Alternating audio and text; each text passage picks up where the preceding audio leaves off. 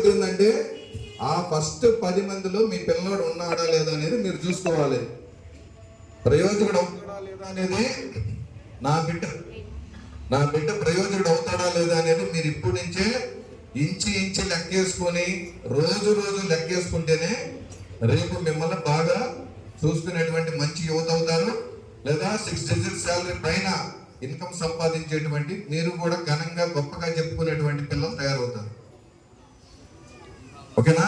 ఈ రోజు ఎలా సంబరాలు చేసుకుంటున్నారు, ఆ సంబరాలు చేసుకోవాలంటే మీ త్యాగం మాత్రమే నిదర్శనం. లేదు అంటే మేము రోజు కూడా 13, 14, 15 ఏళ్ళు వచ్చినాయి అంటే వాళ్ళకంతా తాగుతారు. మా వాడు మా ఇంటికి వస్తున్నాడంటే వెనులో వణుకు పడతాం సార్. ఎంత మా వయసు 15 ఏళ్ళే. వాడు దేంతో కొడతాడో తెలియదు సార్. ఇంట్లో ఏ వస్తువులు పాలు కొడతాడో తెలియదు సార్. చేతికి కోసుకుంటాడు సార్, మేకప్ కోసుకుంటాడు సార్, గోడ తలగేసి పెట్టుకుంటాడు సార్. అంటే మనం తయారు చేసుకుంటాం కదా అవుతాడు. మొక్క చక్కగా ఏపుగా పెరుగుదంటే దాన్ని నీట్గా కర్ర ఒకళ్ళు వంగిపోతా ఉంది అనుకో, దాన్ని కర్ర తోడేసి కడతా ఉంటే చక్కగా పెద్దగా కూడా ఎంత ఎత్తును నువ్వు పెంచితే అంత ఎత్తున స్ట్రైట్ గా పెరిగిపోతూ ఉంటుంది. లేదు వంగిపోతా ఉందన్నప్పుడు వదిలేస్తే అది అట్లానే ఒక సైడ్కి వెళ్ళిపోతుంది. అది మన తల్లి అనేటువంటి పాత్ర చాలా కీలకమైంది. ఈ సంక్రాంతి సంబరాలతో పాటు దీపావళి సంబరాలు చేసుకోవచ్చు, క్రిస్మస్ సంబరాలు చేసుకోవచ్చు, లేదా రంజాన్ సంబరాలు చేసుకోవచ్చు. ముస్లిమ్స్ అయితే ఏ సంబరం చేసుకోవాలన్నా ఈ ఒక్క సంబరం కాదు, వీళ్ళ జీవితం 70-80 సంవత్సరాలు సంబరాలు చేసుకునేటువంటి యోగ్యత అర్హత ఇవ్వాల్సింది మీరే.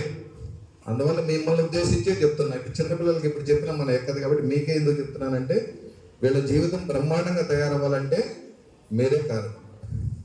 నా మటుకు నేను చెప్తున్నా, మేము చాలా కడుపేద కుటుంబం నుంచి వచ్చాం. అంటే ఒక పూట తింటే రెండో పూట తినడానికి తెలియని పరిస్థితి అంటారు చూసారా. పూడి గుడిసెలు.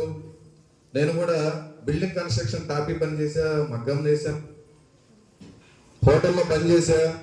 అన్నీ చేసినప్పటికీ కూడా ఒకటే, రేపు ఈడు పెద్ద క్యాడర్ వెళ్ళాక వీటిలో పోలిన అహంకారం కానీ బలుపు కానీ ఇలాంటివి లేకుండా ఉండాలి అంటే ఆనాడు పెద్ద పెద్ద మహారాజులు వాళ్ళ బిడ్డలు తీసుకుపోయి వాళ్ళతో కూలీనాలు చేయించి ప్రయోజనం లేక సింహాసనం మీద కూర్చోబెట్టేవాడు. మా ఫాదర్ మా మదర్ కూడా అలానే అనుకొని ఇవన్నీ చేయించిన తర్వాత ఇప్పుడు తెలుస్తుంది మాకు.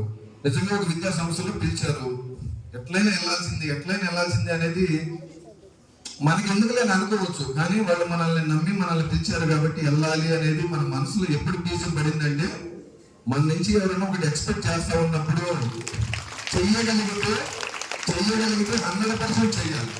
చెయ్యలేకపోతే అది మన చేతులు ఏముండదు. యాక్చువల్గా సీఎం గారి ప్రోగ్రామ్ వెళ్ళాము, వేరే సార్ ఇన్వైట్ చేశారు. సీఎం గారి ప్రోగ్రామ్ని అవాయిడ్ చేసి నేను రాలేను కదా, అందువల్ల అటెండ్ కాను.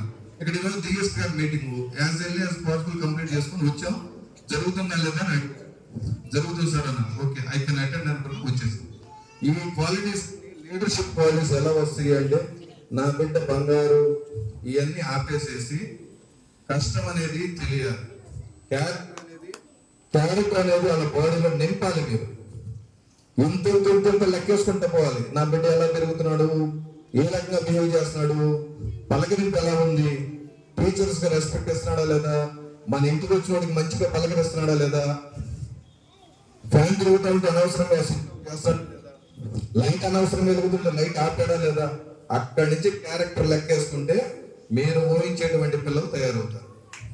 లేదు అంటే పనికిరాదు, సమాజానికి పనికిరాదు. పండే ప్రతి గింజ మన నోటికి పోదు, కొన్ని వృధాగా పోతాయి. అట్లానే ఈళ్ళబడి జీవితాలు కూడా అలా అయిపోతాయి. కాబట్టి మీ పిల్లలకి బంగారు భవిష్యత్తు భగవంతుడి ఇవ్వాలని కోరుకుంటూ, నేను చెప్పాను కదా, అన్ని చేసిన తర్వాత కష్టపడి చదువుకొని మా తల్లిదండ్రులు మమ్మల్ని అలా ఆ కష్టంలో చుట్టుపక్కల ఇచ్చిపోయి ఎందుకమ్మా చదువుకొని వెళ్ళారు మీకు ముద్ద పెడతారా, వాళ్ళ ఇంట్లో ఈ ఇంట్లో చుట్టుపక్కల వాళ్ళు ఎగ్జాంపుల్ గా చూపించి తల్లిదండ్రులు బజార్ వదిలేస్తున్నారు, తల్లిదండ్రులు వృద్ధాశ్రమంలో పెంచుతున్నారు.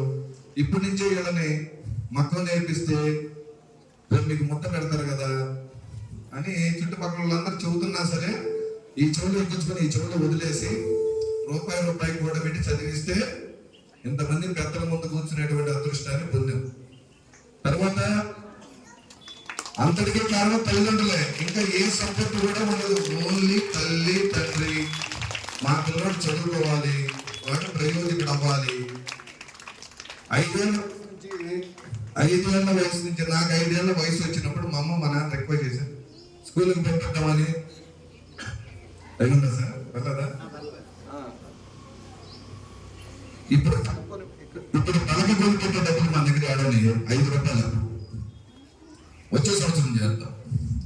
6 ఏళ్ళ వయసు వచ్చింది, స్కూల్లో చదువుతాం. మా వంశంలో ఎవరు చదువుకోలేదు ఇంతవరకు. మీ వంశంలో ఎవరు చదువుకున్నారా? ఓకే. 7 ఏళ్ళ వయసు వచ్చింది, అదే డైలా పలక కొనే డబ్బులు లేవు. 8 ఏళ్ల వయసు వచ్చాక అప్పుడు ఒక పలక కొని పెడితేస్తే 8 ఏళ్ల వయసులో 1వ తరగతికి వెళ్ళా నేను. అంటే అంత పేదరికంలో నుంచి తల్లి అంత శ్రద్ధ తీసుకొని పట్టుబట్టి స్కూల్లో పంపాక, స్కూల్లో ఉన్నటువంటి భాగ్యలక్ష్మి అనే టీచర్ గారు మాలో ఉన్న టాలెంట్ అని గుర్తించి నన్ను మా తమ్ముడు ఇక్కడ అడిషనల్ డిస్ట్రిక్ట్ ఫైర్ ఆఫీసర్ తెనాల్లోని మా ఇద్దరిని ఆణిముత్యాలుగా తీర్చిదిద్దటంలో ఆ తల్లి పాత్ర చాలా కీలకమైంది. ఈ వయసులో గౌరవనీయంగా టీచర్స్ అందరికీ రికమెండ్ చేస్తున్నా, ఈ వయసులో ఏ లక్షణాలు నింపుతారో ఆ లక్షణాలు చనిపోయిన దాకా ఉంటాయి. మీ కన్న బిడ్డలు ఎలా చూస్తారు అలానే ఈ బిడ్డలు దీవిస్తే బ్రహ్మాండంగా తయారు. 1వ తరగతి, ముఖ్యంగా 1వ తరగతిలో, ఇప్పుడైతే ఎల్కేజీ యూకేజీ అనుకుంటా, ఆ 1వ తరగతిలో ఏ టీచర్లు అయితే మనం వేస్తామో ఆ లక్షణాలే ఉంటాయి. మన నడవడికి కూడా పిల్లలు గమనిస్తూ ఉంటారు. మనం మాట్లాడే యాక్సెంట్, మనం మాట్లాడే లాంగ్వేజ్, మాట్లాడుతున్నామా డీసెంట్ గా పొలైట్ వర్డ్స్ మాట్లాడుతున్నాం అన్ని గమనిస్తూ ఉంటారు. కాబట్టి మనల్ని మాత్రమే ఇన్వైట్ చేస్తారు వాళ్ళు. ఆ క్యారెక్టర్ మాత్రమే ఆ బాడీలో మనం చెప్పే మాటలు రివర్బరేట్ అవుతూ ఉంటాయి వాళ్ళ బాడీ.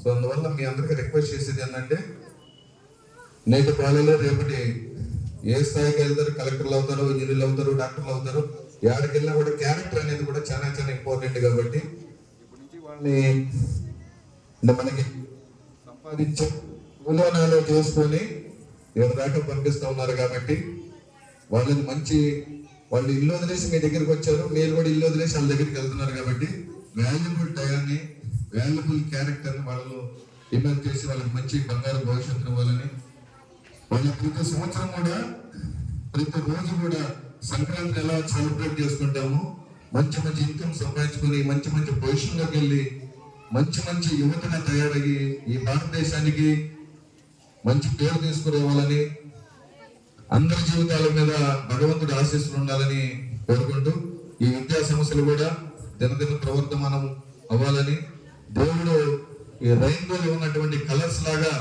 ఈ విద్యా సమస్యలు కూడా రాష్ట్రమంతా కూడా విస్తరించే విధంగా, దేశమంతా కూడా విస్తరించే విధంగా మీకు అష్టైశ్వర్యాలు భగవంతుని వాళ్ళని హృదయపూర్వకంగా కోరుకుంటూ, ఈ శుభతరుణంలో నాకు ఈ చక్కని అవకాశాలు ఇచ్చిన మీ అందరికీ కూడా పేరు ధన్యవాదాలు.